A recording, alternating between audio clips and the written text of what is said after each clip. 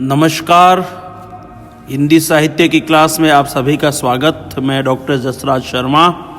आज हम एक नया कवि ले रहे हैं जिसकी जो है दोहों की व्याख्या हम अगली कक्षाओं में निरंतर करेंगे, और वो है बिहारी रत्नाकर में जो बिहारी सतसई के जो दोहों का संकलन है उसमें से कुछ प्रमुख दोहे हैं जो मध्यकालीन कविता का पाठ एक पुस्तक जो है त्रिभुवन नाथ शुक्ल द्वारा संपादित, उसमें जो बिहारी के दोहे लिए गए हैं बिहारी रत्नाकर से, उनकी व्याख्या हम अगली कक्षाओं में निरंतर करेंगे। आज हम जो है बिहारी के दो दोहों की व्याख्या करेंगे। उससे पहले मैं आपको कुछ सामान्य बातें बता दूं बिहारी जी के बारे में। बिहारी जी के बारे में एक दोहा बहुत ही प्रसिद्ध है कि बिहारी के दोहरे ज्यों नाविक के तीर, देखन में छोटे लगे घाव करे गंभीर। यानी कि बिहारी को गागर में सागर भरने वाला कवि कहा जाता है। बिहारी को रीति सिद्ध, हम जानते हैं कि रीति काल को हम तीन भागों में बांटते हैं, रीतिबद्ध, रीति मुक्त और रीति सिद्ध।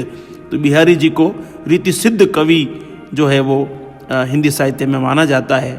और इनकी जो साहित्य साधना है उसकी जो पराकाष्ठा कहें और पहली और अंतिम जो रचना है वो बिहारी सतसई है, जिस पर संस्कृत की जो गाथा सप्तशती जो पुस्तक है उसका जो है प्रभाव देखा जा सकता है।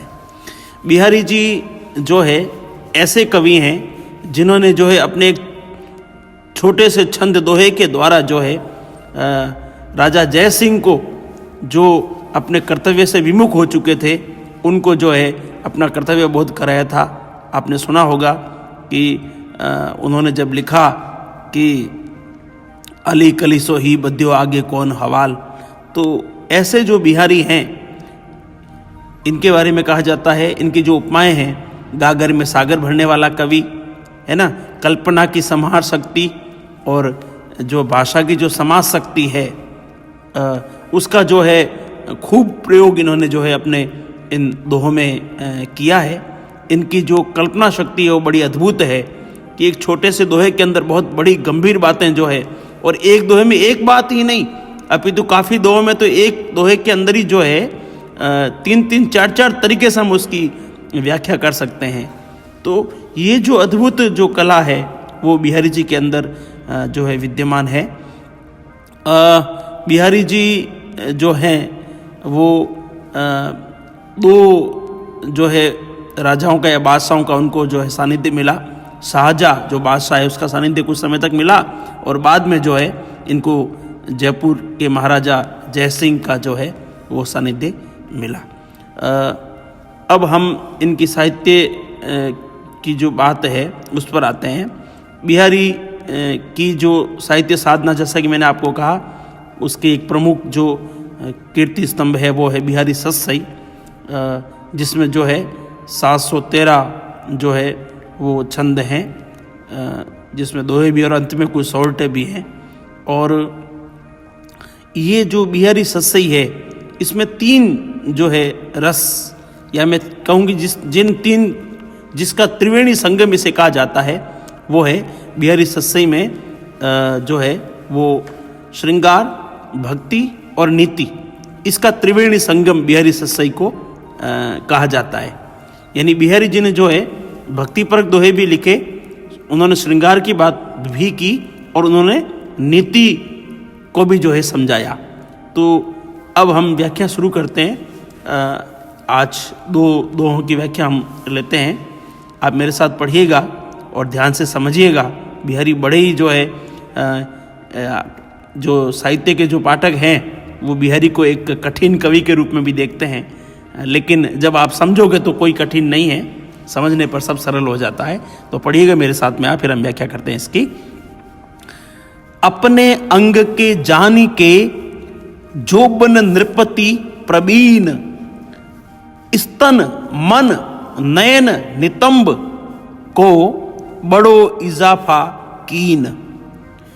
अरते टरतन बर परे दई मरक मनु मैन, होड़ा होड़ी बढ़ी चले चित्तु चतुराई नैन।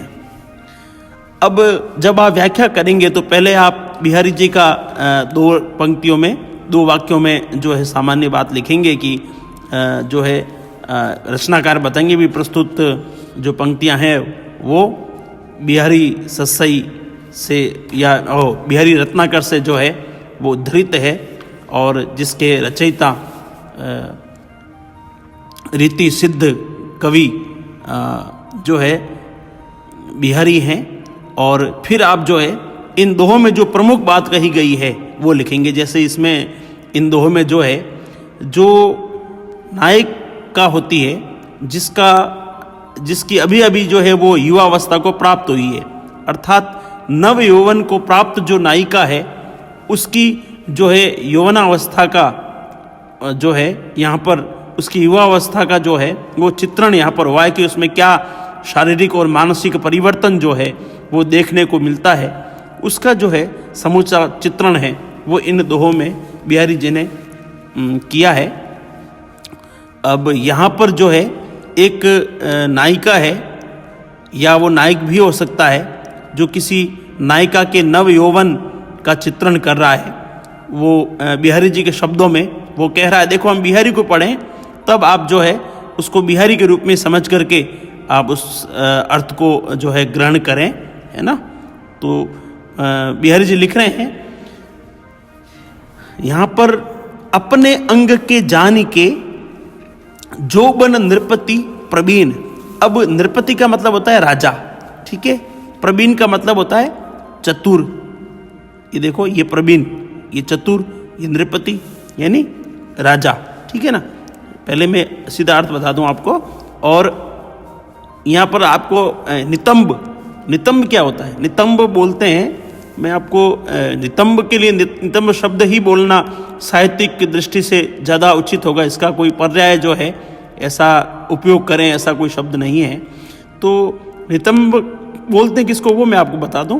नितंब जो होता है, जैसे हमारा शरीर है, हमारे शरीर का जो पीछे वाला हिस्सा है, उस पीछे वाले हिस्से से ठीक जो कमर वाला जो हिस्सा है, उस कमर से ठीक नीचे वाला जो हिस्सा है पीछे की साइड का, उसको नितंब बोलते हैं, ठीक है ना।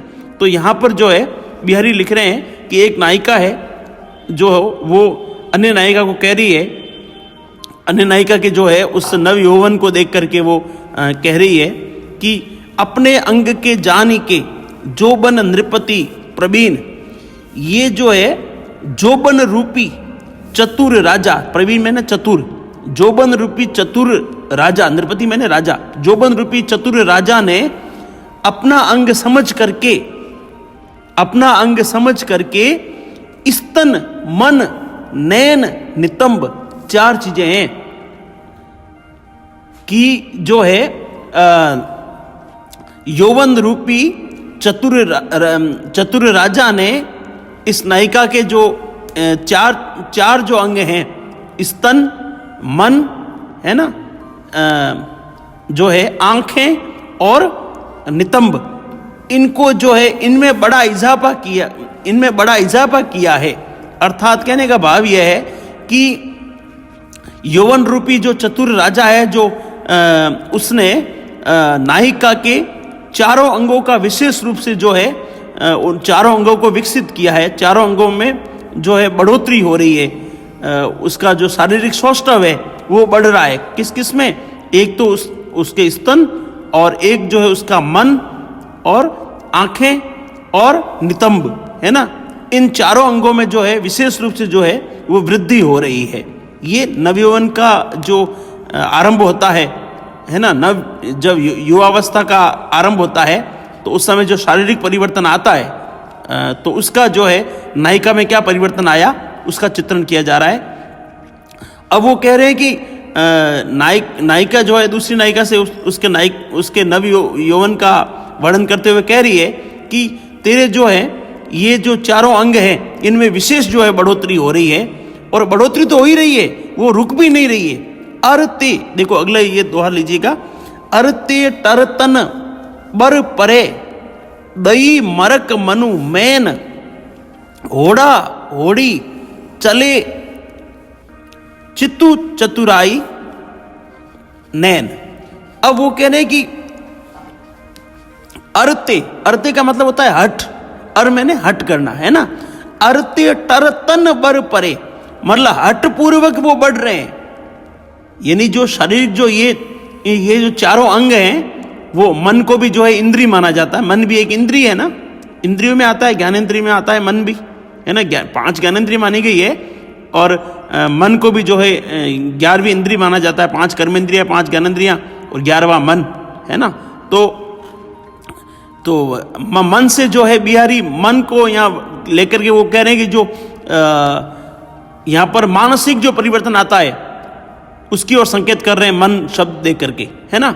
और जो स्तन, नयन और जो नितंब है, ये शारीरिक जो बदलाव है उसके परिचायक है, ठीक है ना। तो वो कह रहे हैं अर्ते टर तन बर परे दई मरक मनु मैन। मैन बोलते हैं कामदेव को, कामदेव का पर्यायवाची है मैन, ठीक है ना। और मरक मैंने बढ़ावा, ठीक है ना। तो अर्ते मैंने वो हठपूर्वक बढ़ रहे हैं, तरत न बर परे, बल से रोके जाने पर भी वो रुकते नहीं है। अर्थात वो शरीर जो अंग है वो इस तरह से उनकी वृद्धि हो रही है, वो बढ़ रहे हैं, विकास हो रहा है कि वो रोकने पर भी रुकते नहीं है। और है ना, रोकने पर भी वो रुकते नहीं है। मरक मनु मैन घोड़ा होड़ी बड़ी चले चित्तू चतुराई नैन। और ऐसा लग रहा है कि ये सारे के सारे जो अंग हैं, चारों अंग जो है, तीनों अंग और चौथा मन, ये जो है आपस में इनमें होड़ लगी हुई है कि ज्यादा तीव्र गति से जो है किसका विकास हो रहा है, ऐसा लग रहा है देखने पर। यानी कि जो है नायिका का जो युवावस्था जो आई है उसमें जो है ये जो तीनों अंग और चौथा जो मन है उनमें ऐसा लग रहा है कि होड़ लगी हुई है। और मानो कामदेव जो है इनको विशेष रूप से बढ़ावा दे रहा है, ऐसा प्रतीत हो रहा है ना। तो वापस मैं इसका ले रहा हूं पूरा सीधा शब्द सह, अब मैं इसकी व्याख्या कर रहा हूं। कवि बिहारी ने प्रस्तुत पंक्तियों में जो है नव युवती का जो शारीरिक और मानसिक परिवर्तन आता है उसके यौवन आ जाने पर, उसका जो है समूचा चित्रण जो है खींचा है। इसमें एक नायिका अन्य नायिका से कह रही है कि जो है तेरे यौवन को देख करके ऐसा लगता है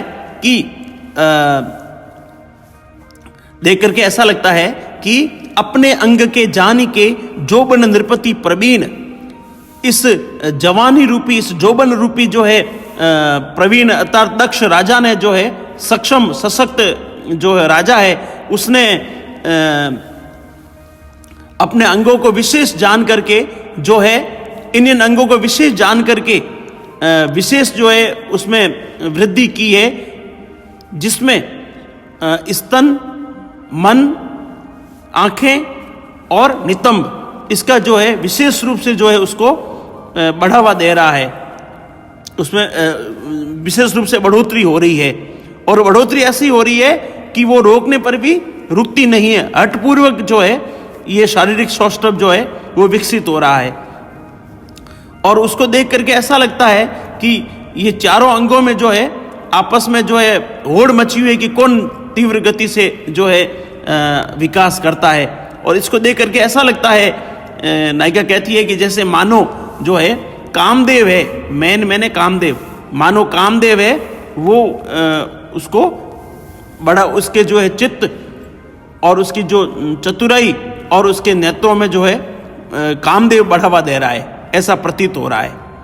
तो यहाँ पर जो है भाव यह है कि बिहारी जी ने जो है वो नायिका का जो युवावस्था है, जो नई युवावस्था है, उसका जो है बड़ा ही सुंदर चित्रण किया है। और बिहारी जी तो हम जानते हैं कि बड़ी सूक्ष्म जो है उनकी दृष्टि थी, और एक छोटे से दोहे में उन्होंने बहुत जो है गंभीर भाव वो भरा है। यहाँ पर हम जब अलंकार की बात करते हैं अगर इन दोहों में, तो अपने अंग को जाने के किया, यहाँ पर देखो आपका अलंकार बन रहा है, ये यहाँ देखो जोबन नृपति प्रवीण, है ना। तो यौवन रूपी चतुर राजा है ना, यौवन रूपी राजा, तो यहाँ पर रूपक अलंकार बन गया आपके एक तो, ठीक है। और इसी प्रकार से तुकबंदी अच्छी है, प्रवीण कीन है ना, तो सुंदर तुकबंदी है। और यहाँ पर भी बन रहा है अर्ते टरतन परे दई मरक मनु मैन, मानो जो है कामदेव है वो उसको बढ़ावा दे रहा है ना। तो यहाँ पर उत्प्रेक्षो कामदेव जो है इन अंगों को बढ़ावा दे रहा है, ऐसा प्रतीत हो रहा है ना। तो यहाँ उत्प्रेक्षा अलंकार भी सुशोभित हो रहा है। और साथ ही जो है जब हम रस की बात करते हैं तो हम जानते हैं कि संयोग श्रृंगार रस की छटा जो है यहाँ पर सुशोभित हो रही है। बड़ा ही सुंदर जो है श्रृंगार चित्रण यहाँ पर जो है वो बिहारी ने किया है और ब्रज भाषा का सुंदर प्रयोग हुआ है। और जब हम गुण की बात करें तो मैंने आपको बताया था कि 3 गुण होते हैं हमारे यहाँ पर, आप जान लें इस बात को, प्रसाद गुण, माधुर्य गुण और ओज गुण। तो जहाँ पर श्रृंगार का वर्णन होता है, जहाँ संयोग और वियोग श्रृंगार की बात होती है, वहाँ पर हमेशा माधुर्य गुण होता है। तो यहाँ पर जो है माधुर्य गुण की छटा जो है भी बड़ी सुंदर सुशोभित हो रही है। तो उम्मीद करता हूँ कि अवश्य आपको यह दोहे समझ में आए होंगे। अगली कक्षा में हम फिर कुछ दोहों को लेकर के उपस्थित होंगे। तब तक आप सभी स्वस्थ रहें और इन्हीं शुभकामनाओं के साथ कि आप सफलता को प्राप्त करें। धन्यवाद।